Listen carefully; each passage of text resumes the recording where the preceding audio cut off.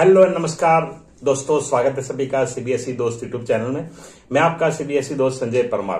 तो board exam शुरू होने वाला है 15 फरवरी से, और जैसे ही बोर्ड एग्जाम स्टार्ट होता है उसके साथ ही टीचर्स का काम बढ़ जाता है।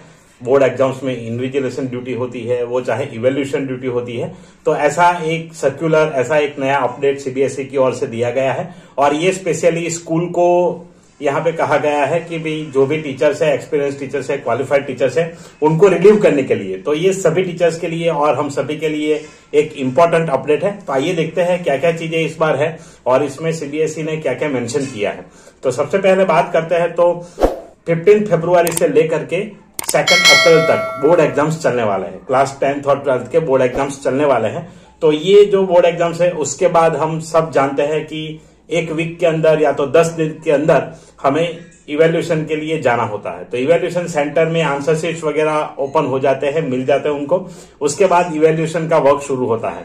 तो ये जो है उसके अकॉर्डिंग ये बताया गया है कि जो भी फंक्शनरीज इसमें काम करने वाले हैं उन सभी लोगों को यहाँ पे रिस्पॉन्सिबिलिटी एक बार फिर से समझ में आए और इवेल्यूशन 0 एरर के साथ हो, उसके लिए यहाँ पे सर्कुलर में कुछ गाइडलाइंस दिए गए हैं। और समय समय पे गाइडलाइंस के रिलेटेड वीडियोस, शॉर्ट वीडियोस और एक्सप्लेनेटरी वीडियोस आते रहेंगे। उसके कुछ सेमिनार्स भी होते रहेंगे जैसे हर साल होता है। तो ये भी मेंशन किया है। दूसरी बात की है कि science and social science class 10th में, तो इन दो सब्जेक्ट्स में, तो साइंस के अंदर कोई भी पीजीटी या टीजीटी जो फिजिक्स, केमिस्ट्री या बायोलॉजी में क्वालिफाइड है, हाई क्वालिफाइड है, उसके साथ साथ ये सब्जेक्ट्स पढ़ाते हैं, उनको एएचई इवेल्यूएटर्स अपॉइंट किया जाएगा। साथ ही साथ जो सोशल साइंस है उसमें geography, history, economics, political science, उनको भी एएचई इवेल्यूएटर्स अपॉइंट किया जाएगा। तो हर पर्टिकुलर सब्जेक्ट के लिए, जैसे साइंस और सोशल साइंस है, उनके लिए ये स्पेशल यहाँ पे बनाया गया है। तो एएचई इवेल्यूएटर्स यहाँ पे अपॉइंट किए जाएंगे जो असिस्ट करेंगे एचई को, हेड एग्जामिनर को, जो भी होते हैं इवेल्यूएटर्स की टीम जो होती है उनको। उसके बाद बताया गया है कि आंसर शीट जो है वो भी फिक्स कर दी गई है, जो मतलब पिछले साल था वैसा ही रूल है। 20 पर डे, जिसमें 80 मार्क्स या 70 मार्क्स के पेपर्स होते हैं, उसमें 80 मार्क्स से या 70 मार्क्स से जो कम है उनके लिए 25 आंसर शीट्स यहाँ पे बताई गई है। तो मैक्सिमम 25 आंसर शीट चेक करेंगे इवेल्यूएटर्स, जिसमें 80 से या 70 से कम मार्क्स है, और 80 और 70 मार्क्स है उसमें 20 होगी पर डे। दूसरी बात बताई गई है कि 0 इवेल्यूएशन तभी हो सकता है, 0 एरर इवेल्यूएशन तभी हो सकता है जब काम डिवोशन के साथ किया जाए, सिंसियरिटी के साथ किया जाए, और अवेलेबिलिटी ऑफ क्वालिटी टीचर्स। तो इवेल्यूएशन प्रोसेस के लिए काफी इंपॉर्टेंट है। उसके साथ बताया गया है कि कैपेसिटी बिल्डिंग प्रोग्राम, सीबीडीज, अलग अलग टाइप के वेबिनार्स, वो सब होते रहेंगे। तो वो समय समय पे आते रहेंगे। मेन कैपेसिटी बिल्डिंग प्रोग्राम्स भी कंडक्ट किए जाएंगे, और लास्ट मिनट अपडेट्स के लिए शॉर्ट वीडियोस भी अवेलेबल किए जाएंगे।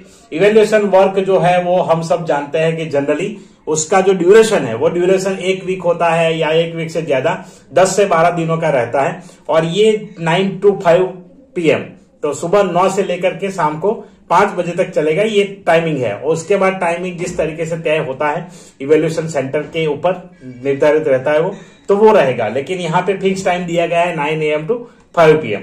ये भी बताया गया है कि एक्सेप्ट ऑन संडे, क्योंकि कभी कभी हमें ये मैसेज मिलते हैं कि भाई संडे को भी आना है। तो यहाँ पे क्लियरली मेंशन किया है कि एक्सेप्ट ऑन संडे, तो संडे को एक्सक्लूड करके 9 to 5 हमें जाना होगा, 10-12 डेज। तो ऐसा बताया जाता है कि हॉलीडेज जो होते हैं उसके बारे में तो यहाँ हालांकि लिखा नहीं है, लेकिन हॉलीडेज को भी बुला लेते हैं इवेल्यूएशन करने के लिए, और संडेज को भी बुलाया जाता है। तो यहाँ क्लियरली एक चीज तो क्लियर हो गई कि एक्सेप्ट ऑन संडे, तो संडे नहीं जाना है। संडे अगर बीच में पड़ता है तो वो छुट्टी रहेगी इवेल्यूएशन सेंटर में। इसके हिसाब से यहाँ पे जो वर्ड्स लिखे हैं उसके हिसाब से।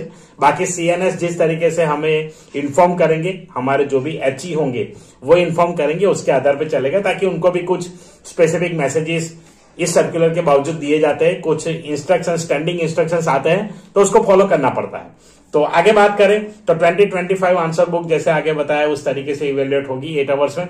इस 8 आवर्स के दौरान किसी भी इवेल्यूएटर को स्पॉट इवेल्यूएशन सेंटर छोड़ना नहीं है 8 आवर्स से पहले, ये यहाँ पे क्लियरली लिखा है। तो जो भी स्कूल प्रिंसिपल्स है, मैनेजमेंट है, वो अपने टीचर्स को रिलीव करे। जैसे इंस्ट्रक्शंस आरओ से मिलता है, सीबीएसई ऑफिस से मिलता है, या तो कोई पर्टिकुलर सीबीएसई अथॉरिटी जो है उनसे मिलता है, वो तुरंत रिलीव करे उन्हें, और रिलीव करे फुल टाइम के लिए, पूरे टाइम के लिए। तो ये मैसेज था। ये जो फॉर्मेट है उसमें चेंज किए गए हैं दोनों फॉर्मेट में। तो आइए मैं दिखाता हूं आपको। और ये फॉर्मेट आपको वर्ड फॉर्मेट में मिल जाएगा। मैंने वर्ड डॉक्यूमेंट बनाया है, डिस्क्रिप्शन में लिंक दिया है, जाकर के आप डाउनलोड कर पाएंगे। वर्ड डॉक्यूमेंट में है तो उसको आप अपने हिसाब से भी एडिट कर पाएंगे। तो इस तरीके से मैंने बनाया हुआ है। तो चलिए देखते हैं। सबसे पहले जो स्कूल लेटर हेड पे देने वाले हैं स्कूल की ओर से, तो स्कूल की ओर से जो दिया गया है वो कुछ इस प्रकार से फॉर्मेट है। पहले यहाँ पे लिखा है कि मिस्टर, मिसिस एंड मिस जो भी नाम होगा वो आएगा। उसके बाद पीजीटी सब्जेक्ट यहाँ पे होगा, टीजीटी सब्जेक्ट होगा मेरे ख्याल से। कॉमा दिया है तो वो होना चाहिए, तो वो रहेगा। ओआसिस नंबर जो भी है उनका वो रहेगा। Is working in the school since, उसके बाद करंट स्कूल में कितने सालों से काम कर रहे हैं वो मेंशन करना है। सी और ही, मतलब ही सी ऐसे लिखा है, ऐसा ची है। Has experience as per the following details, TGT का कितने साल का है, पीजीटी का कितने साल का है, टोटल इयर्स कितने हैं वो यहाँ पे लिखना है। उसके बाद नीचे बताया गया है कुछ डिटेल्स के qualification as per school records ये है, जो भी एमए बीएड, एमएससी बीएड जो भी है तो वो यहाँ पे आएगा। She has been relieve for evaluation duty on dated, तो जिस डेट से रिलीव किया जाता है वो डेट यहाँ पे मेंशन होगा।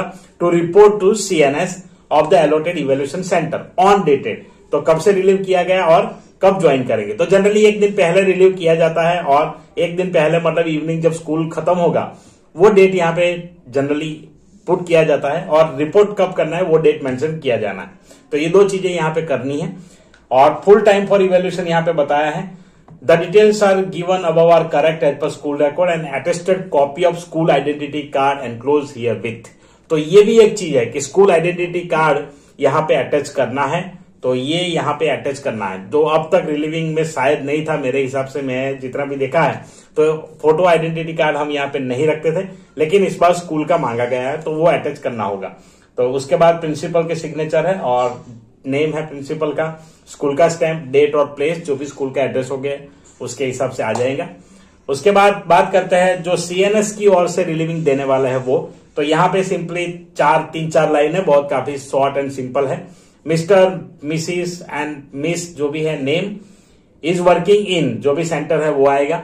Is being relieved on dated, कौन सी डेट पे रिलीव किए गए हैं, with the directions to report to the school on dated, और जो डेट होगा इवैल्यूएशन खत्म हुआ होगा वो डेट आएगा लास्ट डे, जो भी लास्ट डे होगा जब क्लोजिंग होगा पूरे सेंटर का, इवैल्यूएशन सेंटर का इवैल्यूएशन वर्क जब कंप्लीट होगा तो वो डेट आएगा ऑन डेटेड। तो उसके बाद जो डेट होगा वो आएगा। जनरली कुछ ड्यूटीज जैसे लगती है कि कोऑर्डिनेटर या तो AHEC होते हैं और कुछ जो भी असिस्टेंट्स होते हैं उनके लिए कभी कभी 1 दिन ज्यादा 2 दिन ज्यादा भी यहाँ पे लगते हैं, तो उनके डेट्स उनके हिसाब से यहाँ पे डालने होंगे।